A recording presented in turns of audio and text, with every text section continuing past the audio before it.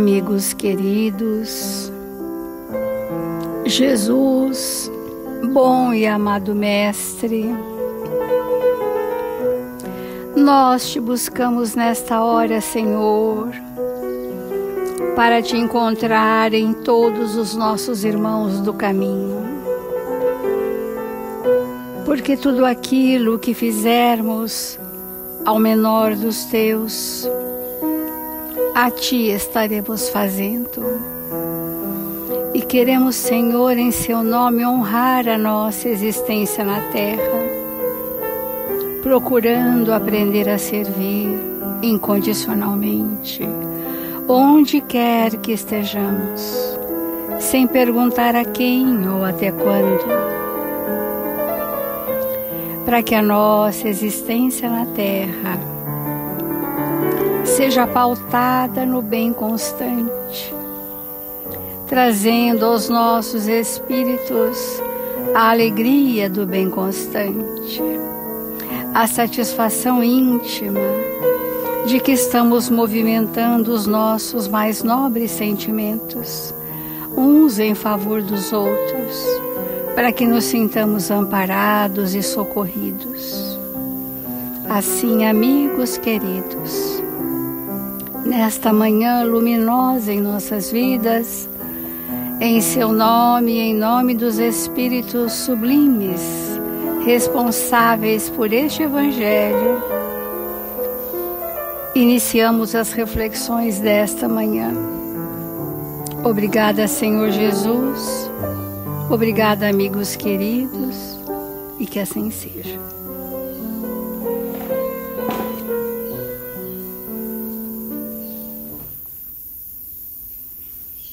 Do Evangelho segundo o Espiritismo, o capítulo 9, Bem-aventurados os brandos e pacíficos. Nós estamos no encerramento praticamente desse capítulo, que encerra o capítulo da pacificação falando da cólera, que é uma patologia gravíssima do ser humano que nos iguala às feras. Então isso revela aspectos muito primitivos em nós. E diríamos que o espírito que se enraivece ou se irrita com facilidade, ele está dizendo que não há recursos ainda sedimentados que possam ser acionados, cujas respostas seriam mais adequadas do que os momentos de irritabilidade e raiva. Essa raiva derivada das frustrações, outras vezes derivadas das mágoas, do ciúme, da inveja, da competição, que iguala a um quadro de prepotência muito grande do espírito, que o Evangelho de Jesus diz que é a exacerbação do orgulho através da nossa personalidade. Então, quais seriam, segundo o Evangelho de Jesus, a terapêutica do espírito para sanear em nós essa predisposição a sermos tão reativos, querendo que o outro sofra, né? E não se importando com isso. Então, esse último item de Hahnemann diz assim: segundo a ideia muito falsa de que não pode reformar sua própria natureza, o homem, ser humano, se crê dispensado de esforçar-se para se corrigir dos defeitos, nos quais se compraz voluntariamente. Então, nós estamos nessa frase há muitos dias, dizendo assim: o Evangelho está a nos dizer que o espírito pode sim mudar sua natureza. E é o objetivo. O objetivo da nossa evolução é mudar os nossos padrões. É mudar os traços agudos da nossa personalidade. É educar os nossos pensamentos, para que os nossos sentimentos acompanhem a nobreza desses pensamentos bem estruturados. O objetivo da reencarnação na Terra é uma vertente de expansão das potencialidades divinas, e o outro objetivo é o ajuste com a lei. E ontem nós falamos que o espírito, para que ele consiga realmente vencer a si mesmo, ele precisa ter minimamente conhecimento de si. Isso é falado no Evangelho integralmente. Em todos os capítulos do Evangelho nos mostra isso. Se nós não nos percebermos, nós não saberemos nem em que ponto nós precisamos fazer transformações. Porque sabemos disso, as pessoas nos dizem, né? Nós sabemos de nós mesmos, né? Então as pessoas ignoram aquilo que são e, portanto, se perdem no objetivo da reencarnação. Então, qual é o foco que eu devo dar à minha reencarnação? Para uns, quando a raiva é derivada da inveja, por exemplo, não adianta ele tolher o comportamento irado. Isso é um passo, mas não resolve. Ele precisa resolver a questão da mágoa que gera a raiva. Ele precisa resolver a inveja que gera a revolta, a ira, a cólera. Ele precisa resolver o ciúme que gera agressividade. Então nós estamos falando que a raiva, a cólera é uma reação derivada de emoções muito doentes. É interessante isso. Ela é uma reação, consequência de emoções primitivas, doentes em nós. E se nós pudéssemos, segundo o Evangelho, sugerir uma terapêutica, por isso que ontem Hahnemann falou que era preciso que o homem se conhecesse, porque sem eu perceber que o meu núcleo principal é a mágoa, por exemplo, ou a ausência do perdão, isso vai gerar mágoa, gera raiva, gera cólera. Então, eu preciso sanear o quê? A cólera? Não, eu preciso sanear a mágoa para extinguir a reatividade da cólera. Isso é mudar a têmpera do espírito. Porque, do contrário, ficariam sugestões comportamentais que não se mantêm, porque os padrões mais íntimos que estão em nós, secularmente sedimentados, precisam ser desmobilizados.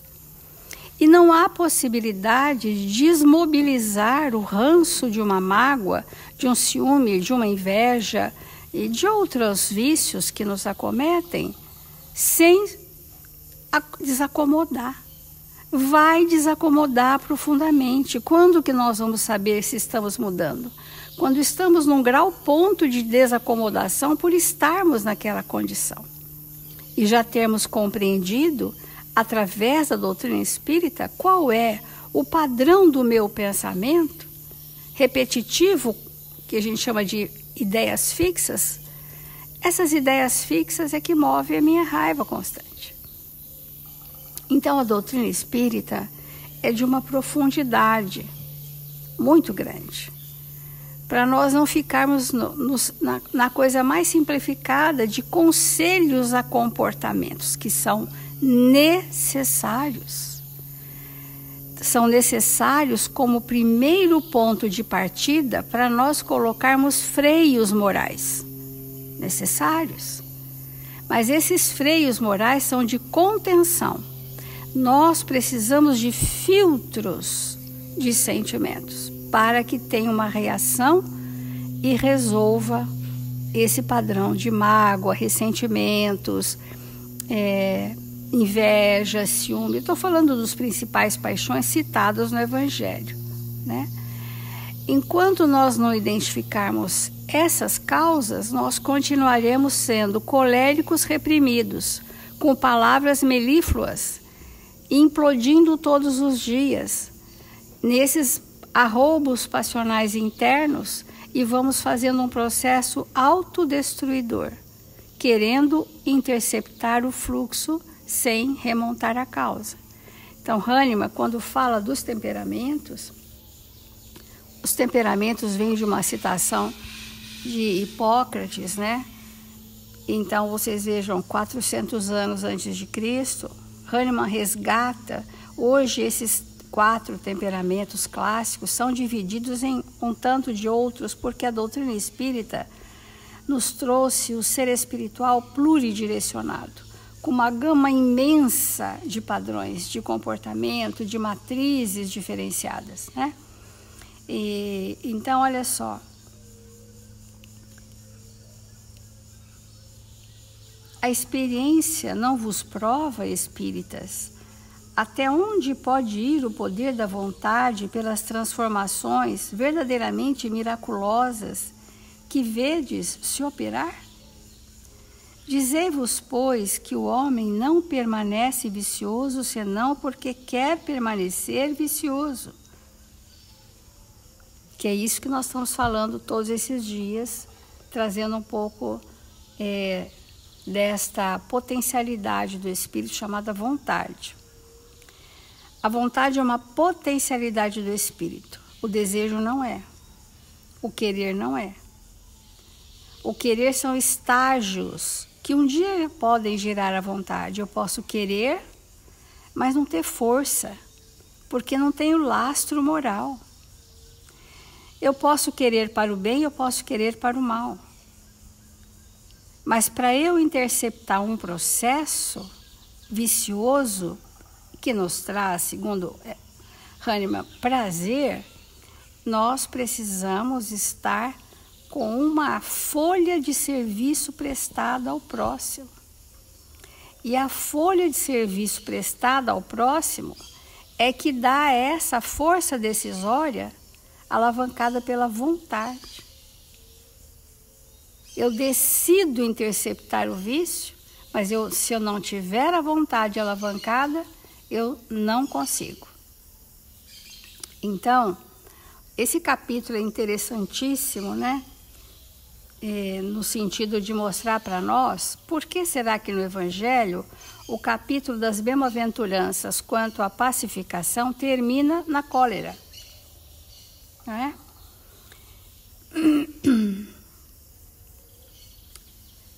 Porque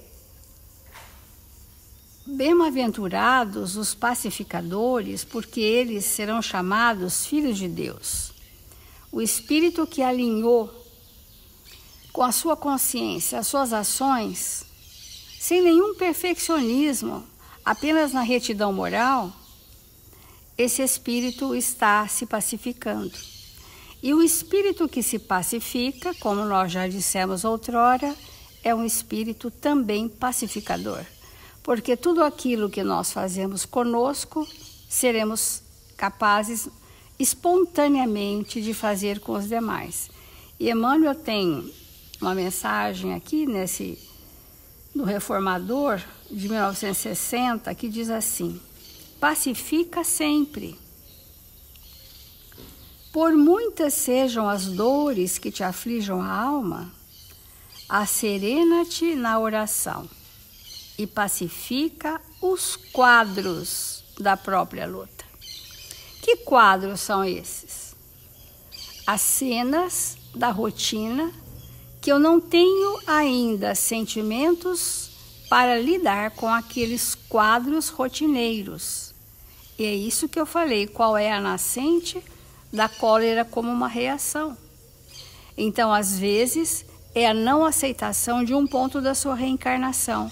Quando aqui Emmanuel fala, pacifica os quadros da própria luta. Quadros de luta são quadros vivos do planejamento reencarnatório. Esses quadros vivos que eu preciso identificar porque eu não tolero.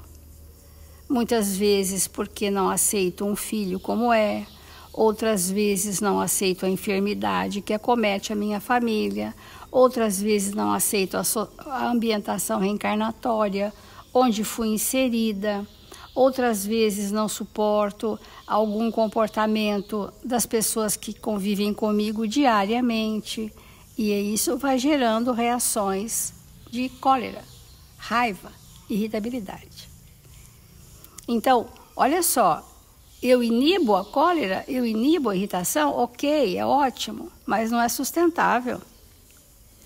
Para ser sustentável, eu tenho que, por exemplo, se esse for o caso, da não aceitação de um item do meu planejamento reencarnatório, fazer uma força-tarefa comigo de aceitar esse item. Porque às vezes nós vamos estourar literalmente com alguém, não pelo acontecimento com esse alguém, porque eu estou reprimindo do meu âmbito familiar esses quadros de luta onde eu não aceito uma situação. Aí eu vou lá no meu trabalho, eu vou liberar esse conteúdo de raiva no meu trabalho. Quantos não fazem isso no trânsito? Quantos acidentes gravíssimos acontecem porque a pessoa reprime o seu estado colérico constante e, quando entra no seu carro, usa o próprio carro como instrumento de extravasamento da sua cólera. Então, no grau máximo, nós falamos do suicídio. A pessoa não suporta, às vezes, uma separação afetiva breve, não suporta uma perda financeira, nada que não possa se recuperar, e sucumbe, e desiste da existência na Terra. Então, como o Emmanuel fala dos sentimentos, né, nós vamos ver alguns aqui dessa lição, que diz assim: se alguém te fere, pacifica desculpando. Então, como é a pacificação? É desenvolver um sentimento para cada ação que recebemos. Se alguém te calunia, pacifica servindo. A quem? Aquela pessoa, em especial. Se alguém te menospreza, te relega a um segundo plano, pacifica entendendo. E se alguém te irrita, porque esses núcleos que falamos não estão resolvidos, pacifica silenciando como um primeiro estágio de contenção dos males que nos atormentam. O perdão, o trabalho, a compreensão, a humildade são as vozes inarticuladas de tua própria defesa. Porque nós reagimos intempestivamente achando que estamos nos defendendo. E falamos até em legítima defesa, quando até matamos alguém. Olha só, porque não estamos curados, queremos justificar que nos defenderemos assim. Mas foi assim que Jesus se, entre aspas, defendeu da humanidade cruel? Jesus não precisou de defender-se dos males do outro, porque estava sob o influxo do amor de Deus continuamente. E com isso, a piedade, a compaixão, a indulgência, a benevolência, o perdão das ofensas, era o exemplo máximo que veio ensinar a nós outros cruéis naquela oportunidade. Então a gente vai seguir nessa reflexão e perceberás por fim que a paz do mundo é dom de Deus, mas é dom de Deus começando em ti, em nós. Porque a transformação íntima repercute na transformação no ambiente onde nós estamos estagiando para o nosso processo evolutivo. Vamos refletir.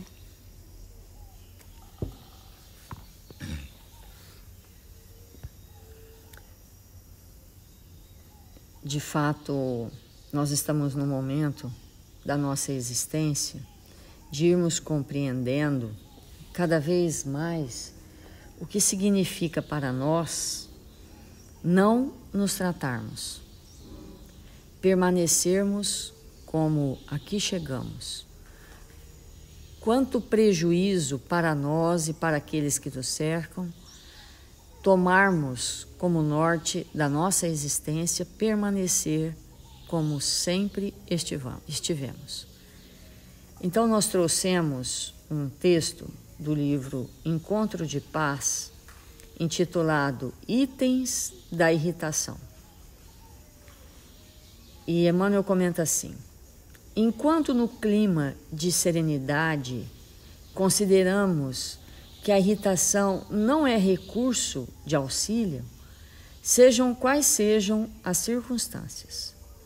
O primeiro prejuízo que a intemperança mental nos impõe é aquele de afastar-nos a confiança dos outros.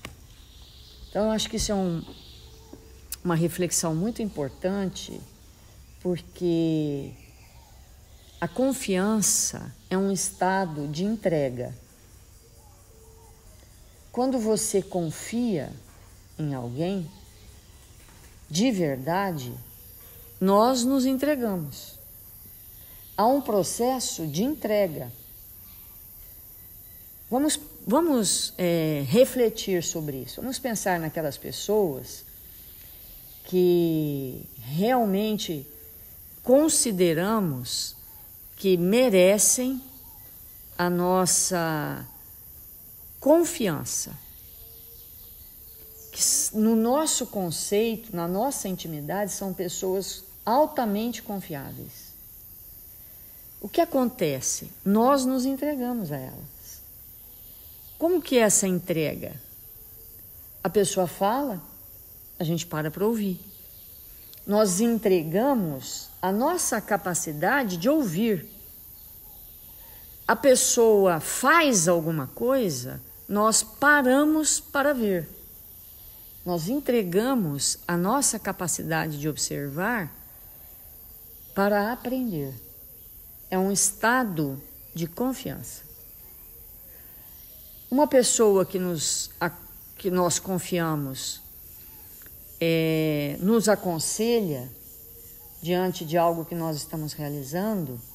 Se nós não atendemos de pronto, porque muitas vezes não temos condição de fazer aquelas alterações sugeridas, mas a gente reflete. E aquilo fica na nossa intimidade como uma sinalização. Que se a gente não conseguir agora, mais para frente, nós vamos dar cabal cumprimento àquela sugestão no bem. Isso é a confiança, que é extremamente importante nos relacionamentos. Agora, quem de nós vai se entregar a um colérico? Quem? Quem de nós tem coragem de se entregar à cólera? Alguém que é colérico. Então, quando o colérico fala, por mais certo que ele esteja, a gente se questiona. Nós nos lembramos daqueles momentos de intemperança. E nós não ficamos seguros que aquilo está vindo de uma fonte pura. Com certeza. Então, é muito grave essa frase que esses espíritos nos esclarecem. Porque nesse momento ele pode estar com a razão, mas será que está mesmo? Será que tem sintonia? Tudo isso passa na nossa intimidade e nós titubeamos de nos entregar. Então a pessoa fala e a gente não escuta. A pessoa realiza, às vezes até uma coisa que seria interessante, mas a gente evita de ver.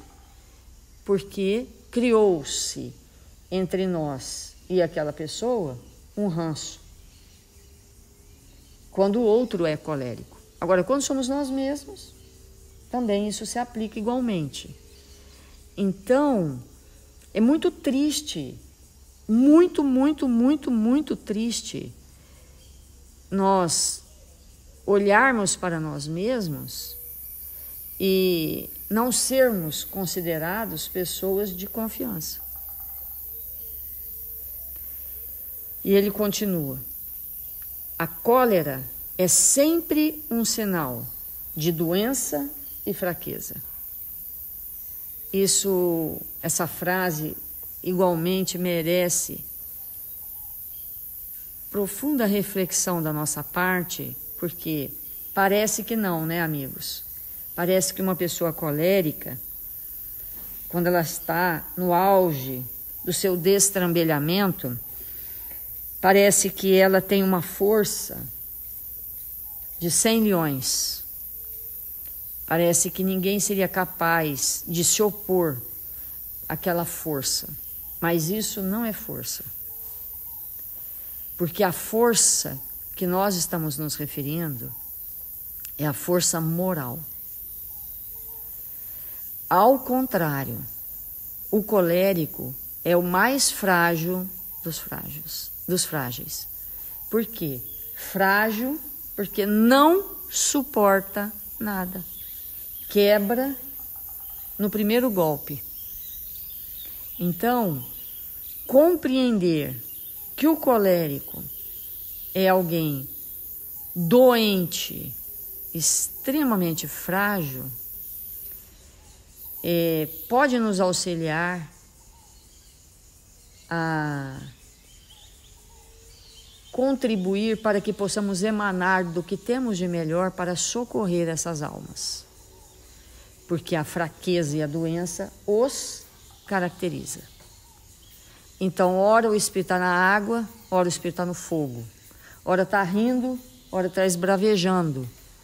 Então, não tem uma têmpera, não tem uma estrutura. Quando está irritado, é insuportável.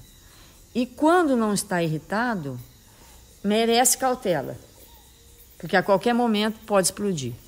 Então, é muito importante nós considerarmos isso. As manifestações de violência devem estabelecer o regime de medo ao redor de nós, mas não muda o íntimo das pessoas. A gente tem falado isso nesses evangelhos todos que temos abordado a cólera, porque o colérico, uma das intenções dele, subjetivas e muitas vezes inconsciente, é que com o seu ataque de cólera, ele possa mudar a situação externa. Mas Jesus nos ensinou que só o amor reconduz direções.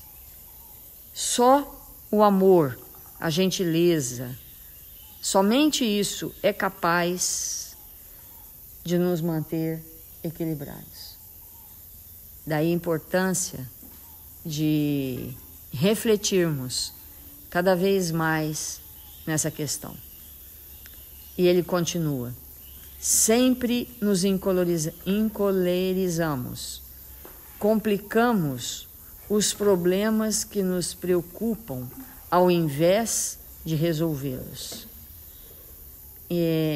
A cólera é um estado de ignorância tão grande do espírito, porque além de não resolver nada, complica tudo.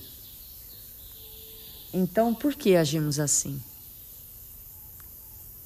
Vamos refletir, por que agimos assim? Se além de não resolver, complica. Agimos assim porque ainda não conseguimos dominar o orgulho e o egoísmo, a prepotência que trazemos na nossa intimidade. E com isso vamos nos tornando espíritos enfermos e limitados. Então vamos refletir sobre isso, fazer a nossa prece e revermos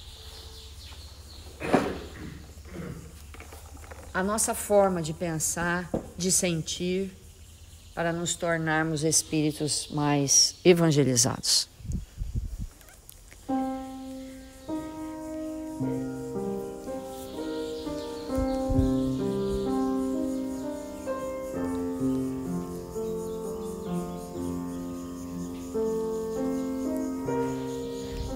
Jesus, divino amigo das nossas vidas, nesta hora abençoada do nosso dia, que nos encontramos em Seu nome. Queremos Te agradecer, Senhor,